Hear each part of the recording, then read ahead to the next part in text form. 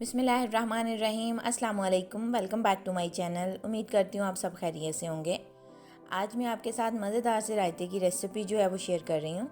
उम्मीद करती हूँ आपको मेरी ये रेसिपी बहुत पसंद आएगी, और अगर आपको मेरी ये रेसिपी पसंद आए तो प्लीज़ लाइक और शेयर ज़रूर कीजिएगा, और अगर चैनल पर नए हैं तो प्लीज़ चैनल को सब्सक्राइब कर दीजिएगा। तो चलिए रेसिपी को स्टार्ट कर लेते हैं।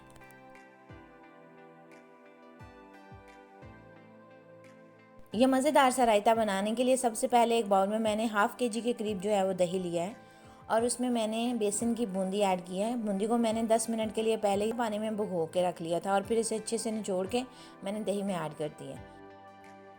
और इसके साथ ही मैंने इसमें एक मीडियम साइज़ का कटा हुआ आलू, एक स्मॉल साइज़ का कटा हुआ टमाटर, और इसमें 1 टेबलस्पून के करीब जो है वो मैंने हरी चटनी ऐड की है। हरी चटनी में मैंने सिंपल हरा धनिया, पुदीना और एक हरी मिर्च डाल के मैंने उसे अच्छे से पीस लिया था। अब इसके साथ ही मैंने एक स्मॉल साइज़ का कटा हुआ प्याज ऐड किया है, और रायते को मज़ीद फ्लेवरफुल करने के लिए मैंने इसमें 1/4 टीस्पून के करीब जो है वो लहसुन अदरक का पेस्ट ऐड किया है।